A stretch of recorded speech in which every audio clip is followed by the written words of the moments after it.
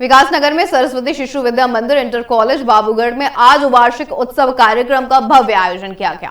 इस अवसर पर स्कूल के नन्हे नन्हे बच्चों ने सांस्कृतिक नृत्य, गीत, नाटक और अन्य रंगारंग कार्यक्रम प्रस्तुत करे और सभी का मन मोह लिया। बच्चों की प्रस्तुतियों पर मौजूद अभिभावकों और शिक्षकों ने तालियों के साथ उनका उत्साह भी बढ़ाया। कार्यक्रम में बच्चों की प्रतिभा और आत्मविश्वास साफ नजर आया है। इस वार्षिक उत्सव में मुख्य अतिथि के रूप में आपको बता दें, राज्यसभा सांसद कल्पना सैनी भी वहां पर उपस्थित रही। उन्होंने बच्चों की सराहना करते हुए उनके उज्जवल भविष्य की कामना की है और शिक्षा के महत्व पर प्रकाश भी डाला है। आइए सुनवाते हैं क्या कुछ कह रही हैं कल्पना सैनी। सरस्वती विद्या मंदिर तो संस्कारों के खान होते हैं और आज यहाँ बाबूगढ़ के सरस्वती विद्या मंदिर में बच्चों की जो प्रतिभा देखी, बच्चों के द्वारा किए गए कार्यक्रम देखे, उनका अनुशासन देखा, वास्तव में प्रशंसनीय है। और विद्यालय परिवार उनके प्रति किस तरह से समर्पित भाव से कार्य कर रहा है वो उसको भी बताना। मैम, क्या संदेश देना चाहते हैं? बच्चों को क्या संदेश देना चाहते हैं? बच्चों को तो मैं यही संदेश देना चाहूंगी कि शिक्षा केवल किताबी ज्ञान नहीं, चहुमुखी विकास के लिए होती है।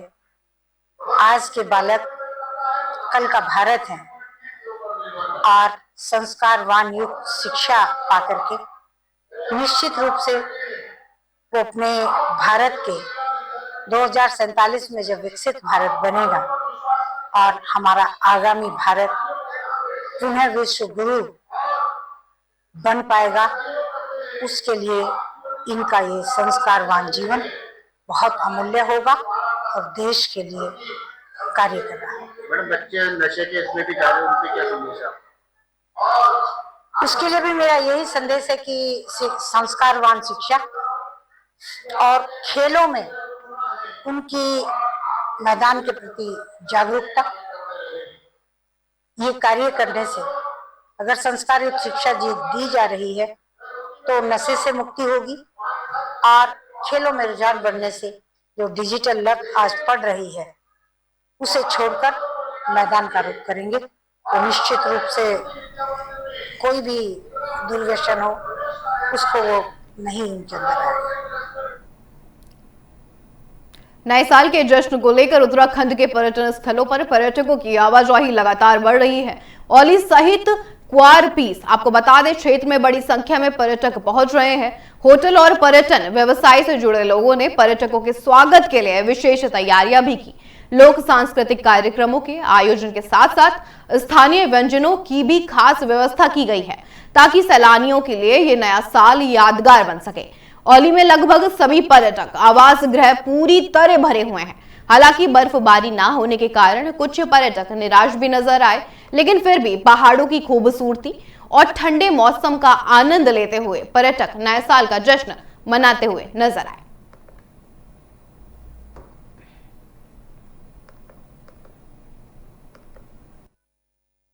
नववर्ष 2026 के अवसर पर औली एवं जोशीमठ में पर्यटकों की भारी भीड़ के दृष्टिगत जोशीमठ क्षेत्र में दिनांक 31 तारीख को और 1 जनवरी को विशेष ट्रैफिक प्लान लागू रहेगा, जिसमें कोतवाली के पास से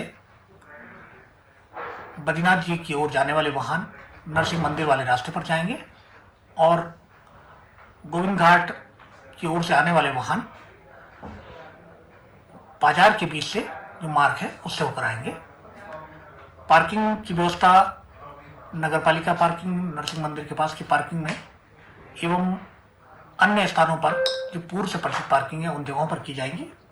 यदि औली क्षेत्र में बर्फबारी होती है तो उसमें वाहनों को टीवी टावर के पास तक जाने दिया जाएगा, जहां पर उन्हें पार्क किया जाएगा और वहां से जो चेन वाली गाड़ियां और 2x2 व्हीकल हैं उनके माध्यम से, टैक्सी यूनियन के माध्यम से जो वाहन इसके लिए चिन्हित किए गए हैं, फेरी की व्यवस्था।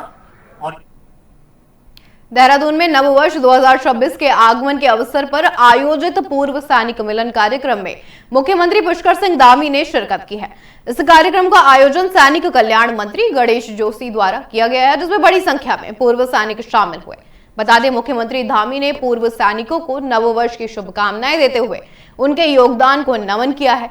उन्होंने कहा है कि देश और राज्य की सुरक्षा में पूर्व सैनिकों की भूमिका अमूल्य है, जिसे कभी भुलाया नहीं जा सकता। मुख्यमंत्री ने आश्वासन भी दिया है कि राज्य सरकार पूर्व सैनिकों के कल्याण और उनकी समस्याओं के समाधान के लिए पूरी तरह प्रतिबद्ध है। कार्यक्रम के दौरान आपको बता दें, उन्होंने पूर्व सैनिकों से संवाद कर उनकी समस्याएं भी सुनी और शीघ्र समाधान का भरोसा भी दिलाया है। इस मौके पर मंत्री गणेश जोशी ने भी पूर्व सैनिकों को सम्मानित किया। सैनिकों ने अपनी भावनाएं व्यक्त की हैं और राज्य सरकार के प्रयासों की खूब सराहना भी की है।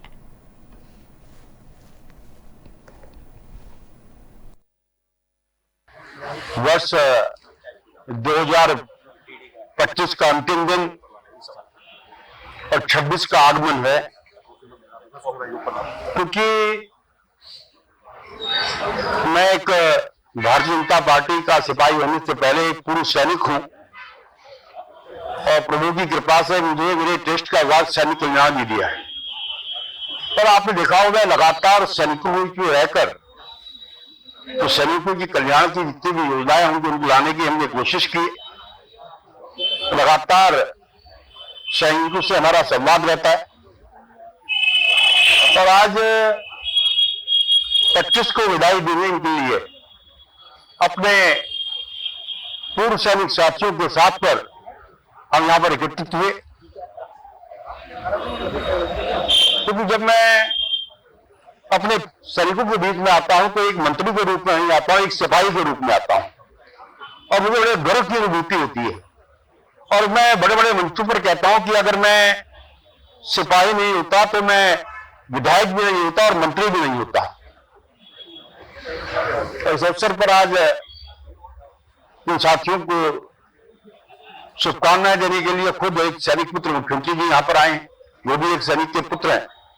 और आपने देखा होगा कि जहां विभिन्न क्षेत्रों से सैनिकों के जो रिटायर्ड सैनिकों की समितियों के अध्यक्ष हैं वो यहां पर थे, 20 से अधिक जनरल्स, ब्रिगेडियर्स, कर्नल, ऐसे वरिष्ठ सैनिक साथी यहां पर थे। यह इस बात का प्रतीक है कि आज भारत की सेना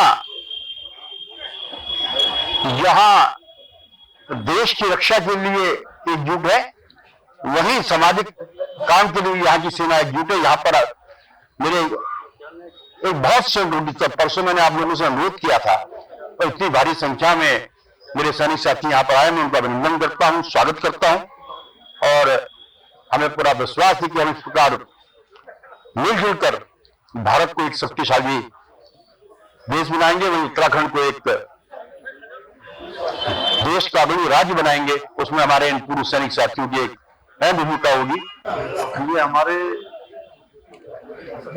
ऐसे लोग हैं जिन्होंने अपना संपूर्ण जीवन भारत माता की रक्षा में लगाया है और मैं इनके माध्यम से यहाँ इन सभी को आज वर्ष 2025 का अंतिम दिन है और वर्ष 2026 आने वाला है।